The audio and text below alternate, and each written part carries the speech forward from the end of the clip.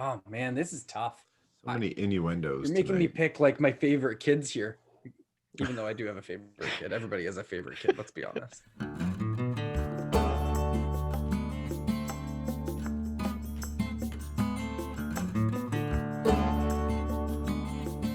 Hey everybody, welcome to another Proof. I'm Ian. We're going to be checking out some Alberta Premium tonight. I'm Dave, and I am in a brand new location brought to you just for you. That didn't make sense, but whatever, have fun. Hey, we'll take it, Dave. I'm Darryl, and yeah, looking forward to doing a comparison here between batch number 1 and batch number 2 of the award-winning World Whiskey Awards 2021 Alberta Premium Cask Strength Rye. I'm just showing off the bottle because I finally have one of the bottles that we're trying in my own house. I mean, I haven't cracked this one because Ian said don't crack it. I'm going to give you a sample of the one that I've opened, but I'm just excited to be able to have the bottle and show it off today, guys. It's a nice little bottle, fancy design to it. I kind of wonder if you'll end up cracking it by the end of the episode because you want more. This was kind of a science experiment or a psychology experiment, whatever it is. Yes, the bottles. So there's controversy over the bottles too, because while I actually really like the label, if you look at it, people are like, oh, they went to any test facility and an eighth grader printed off a label for them. And I'm like, actually, I kind of like the simplicity of it. It looks kind of cool to me. But people want this artsy label and whatnot. And I like the modern, just basic label. And the other issue with it, I don't mind as much, is a screw cap. Right. You know, a plastic screw cap that is on their $20 pet bottle. I will say I like screw caps. They don't deteriorate. You know, they don't make the nice pop sound, but if you need to put it on your phone, hit play when you open it. It doesn't leak. You know, it doesn't deteriorate. There you go. It doesn't deteriorate. So I'm not against that. Maybe I'm an odd one. I do like the look of a cork or a synthetic cork, but I don't mind the plastic screw tops as much as some people do. I think something that's neat about the whole bottle is it's the same bottle that they use for their budget rye whiskeys that they release. So they didn't go and mark it up. They could have on this second release to us. They kept it at, was it $69 or something? Mm-hmm. They could have easily put this up to $89, $90, $100, and people would have bought it. Right. So they kept it nicely priced for us.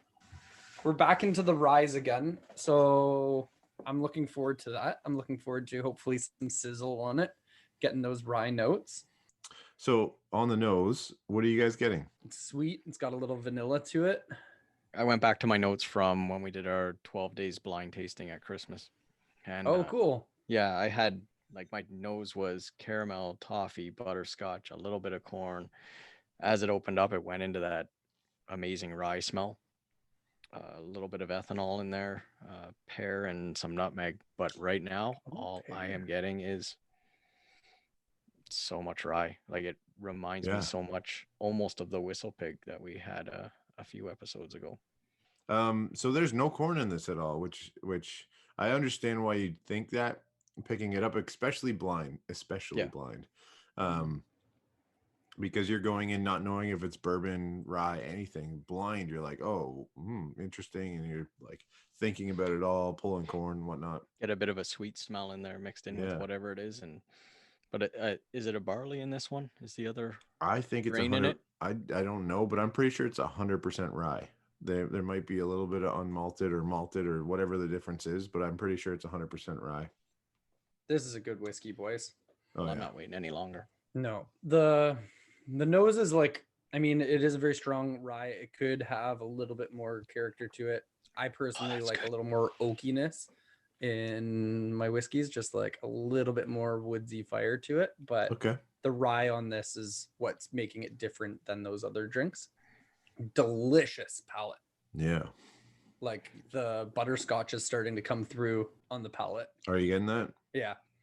And then it's got a great finish. Mm-hmm. It's lasting. It's the high proof is giving me the little pop rocks on the tongue. Yeah. It's a solid pour. Mm-hmm. I love the orange rind that comes out in this for me. Yes. I was trying to just figure that out, and you said orange rind, and it's like it's hitting right in the back of the palate. Yep. On Like the a palate, you're dry- getting the orange rind? A dry orange rind, Okay. yeah. Yep.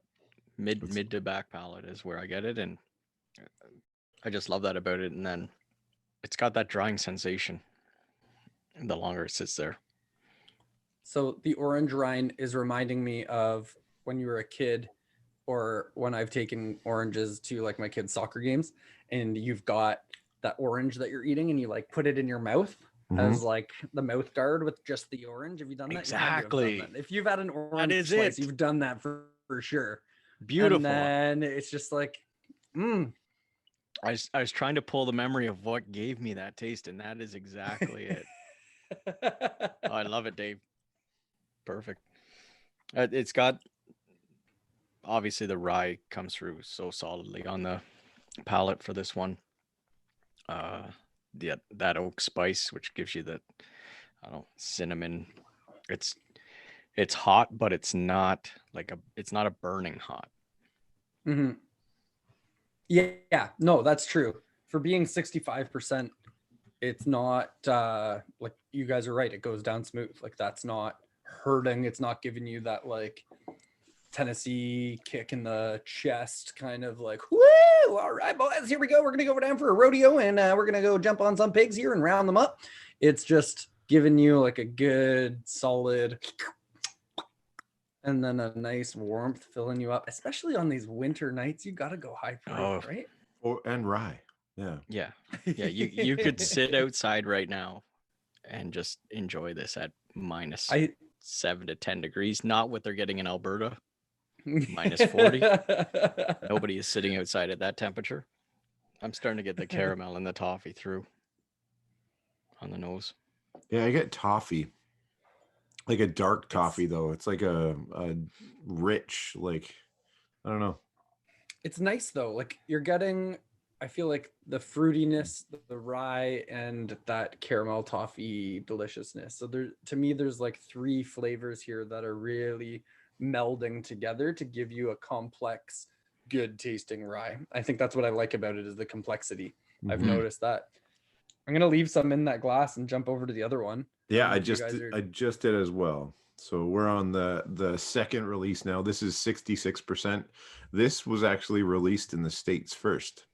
Oh, really? Yeah, the States first, then Alberta and BC got it, and we just got it last week.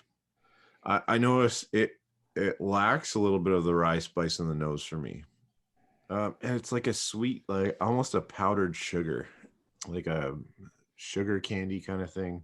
I'm getting rye mixed with, have you ever had a baked pear with brown sugar?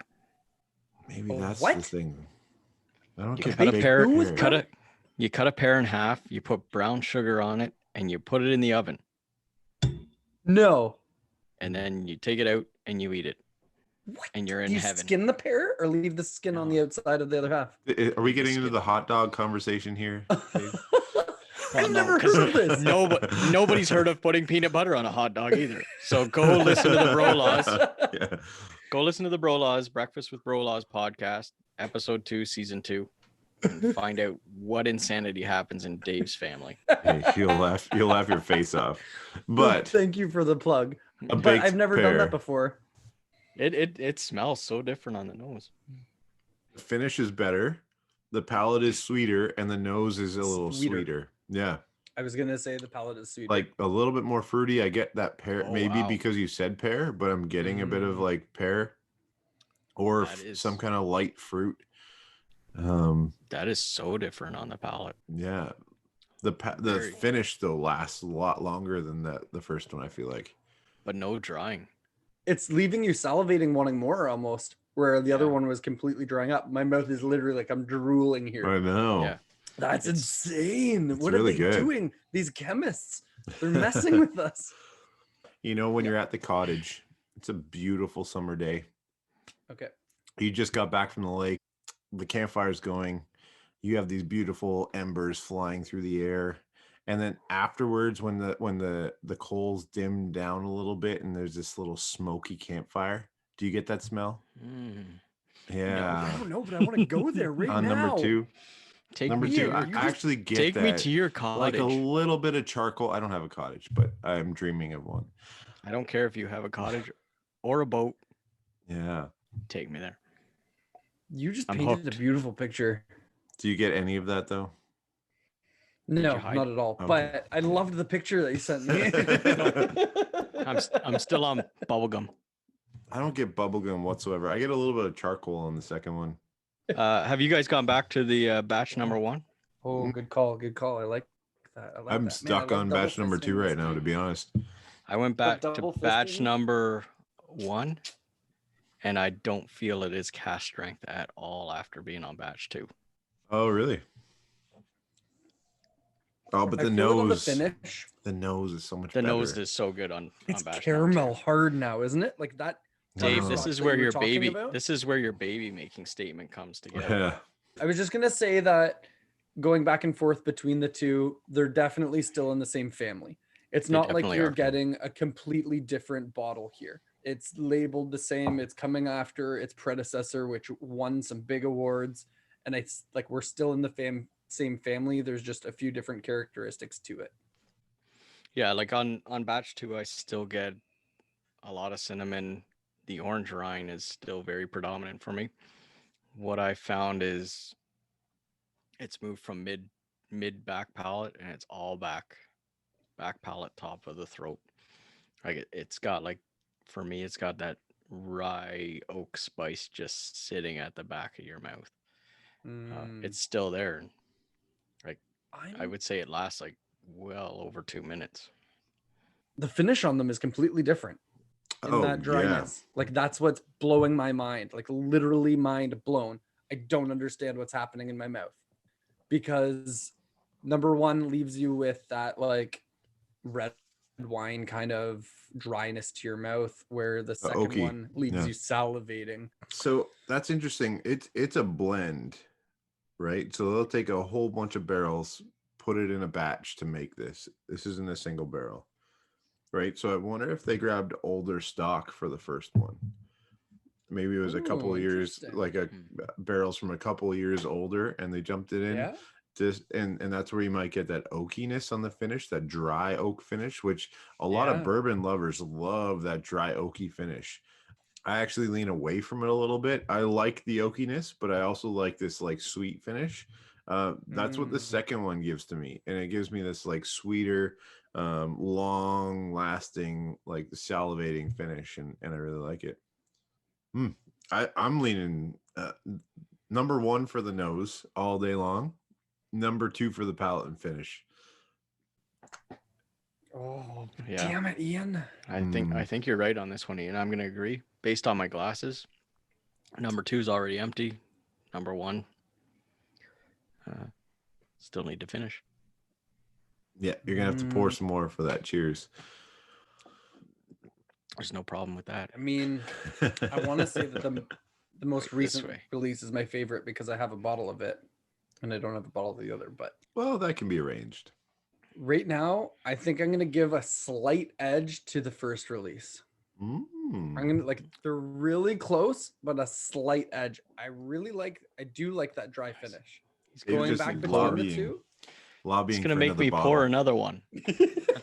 Now I have to do a recompare. For me, these are really, really neck and neck. Like I said, like you're getting great notes between the two of them. Very similar. It's literally that finish. I think that's giving it to me, where the dry finish, I think I like a little bit more than. They're both fantastic. I don't have a winner. Yes. Whatever's being poured in my glass, I'm gonna be happy with. The cask strength Alberta Premium really shows the kind of whiskeys we can produce in Canada.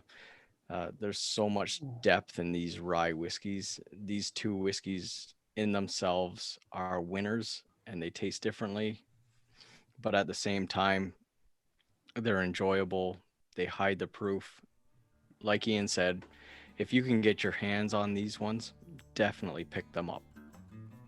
So overall, I would say the consensus is if you can get Alberta Premium cask strength, you're going to run and grab one. Now, in the States, it might be a little high on the shelf price, but, you know, it's really good whiskey. in Canada, if you can get it in the LCBO, if you can find it, grab one. It's so worth being on your shelf, and it's a fantastic pour.